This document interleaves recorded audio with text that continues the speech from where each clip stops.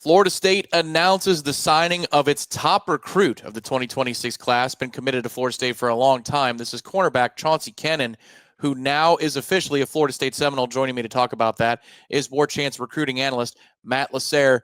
Matt, all right now, this is a guy that's a legitimate get. A lot of other schools wanted Chauncey Kennon, but how did Florida State broker this relationship that they were able to parlay into a signing?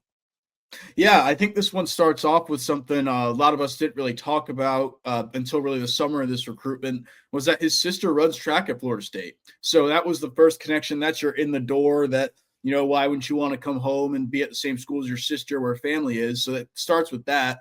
And then he also grew up a Florida State fan. He's posted pictures of himself in Florida State gear as a little kid. This is one that it's really always been Florida State as the top school, going back to when I talked to him at the Under Armour Next Camp in Orlando last February, was that, Florida State was pushing the most, and then it was Georgia. And then it felt like that second team always changed, whether it was Florida, Miami, whoever it was. But Florida State stayed consistent there in that number one, number two spot, no matter who the other team was trying to compete. Now, okay, Florida State lands this particular player. Sometimes a cornerback, Matt, can be a defensive back at the next level or vice versa. Safety, they want to work them in a different position. But Chauncey's going to be playing straight up cornerback the whole way, right? Yeah, I believe so. That's what he mainly plays for his high school, and he plays a little receiver as well. And that's what he's kind of projecting towards. There hasn't been talk in his recruitment about playing a rover or a safety spot. It's always been corner. And man, as you can see, he's athletic. Maybe they'll let him play both sides of the ball too. And that's just me watching him catch a ball and saying that. That's not me saying anything the staff has said. But it's definitely a corner. Not really any thought about that. So he profiles, obviously, as a modern-day corner as well. He's listed at 6'1.5", 170 pounds. What can you say about what Florida State has done, either if it's Pat Surtain or Evan Cooper or even Mike Norvell at corner, at defensive back in 2026? Because it seems like it's often one of those position groups that kind of leads the way for FSU each year when you're looking at their top recruits and top commits and signees. Yeah, for sure. Pat Surtain has proven to be a really, really good recruiter, one of the best on this staff.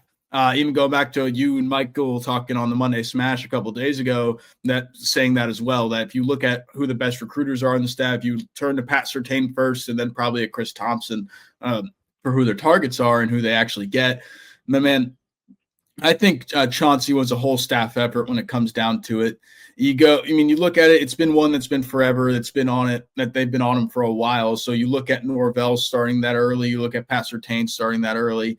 And then when Tony White came in, he jumped on it as well. Keep in mind, he's from Sarasota Booker, so just south of Tampa. And that's where Tony White's wife has family, is the Tampa area. So he would go down there and not only see family and then stop by a game of Chauncey's when they would travel on the recruiting trail on bye weeks. So it was kind of a mix of everybody, I think. And, this is one that once he signed, you normally think these big guys are going to have schools all over them until the end.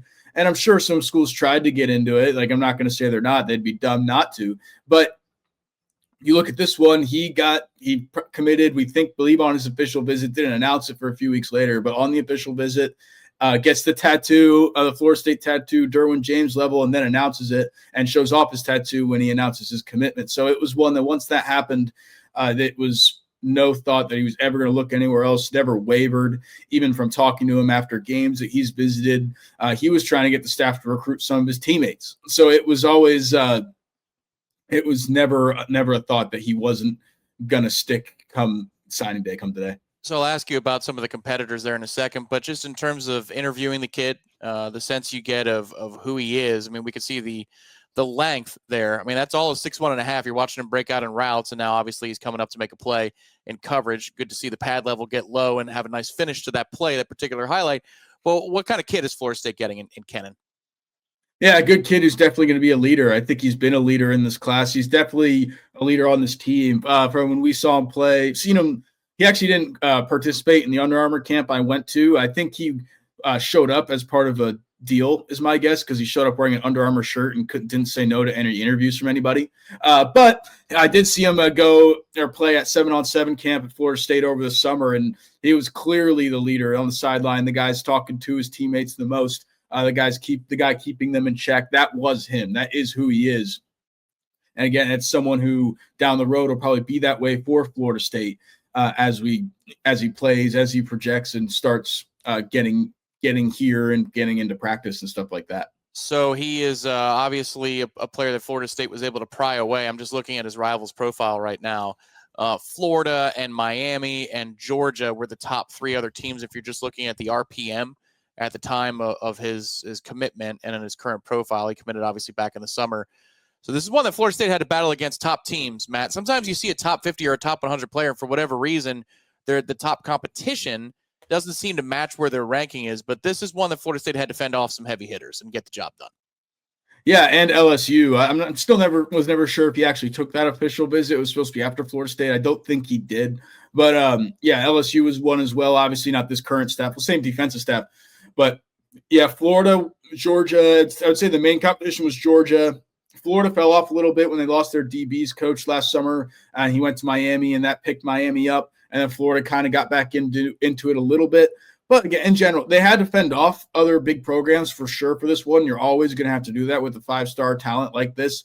But in general, this was always Florida State's to lose, in my opinion. We just never framed it that way because we know this fan base, Tom. They all get a little timid when it comes to a 5-star and your top commit. So no one's going to feel great about it until today's the day when he actually puts pen to paper. But yeah, in general, I think this was always Florida State's to lose. As I said before, when you interviewed him, whenever you saw him, it was always Florida State and someone else. And that someone else would change every month or so. Like you said, Miami, Florida, LSU, like that second one would always change. But when you notice that the one stays and you know they're being consistent, that says a lot to me personally because they're always there, right? If you're always thinking about your favorite of one thing and then your second favorite, well, if the favorite stays and the other one changes in and out, you know what the consistent one is. You know what you're going to get with that number 1 pick. Yeah, concern from the Florida State fan base is justified for what's happened in previous seasons, but it is. I'm just saying.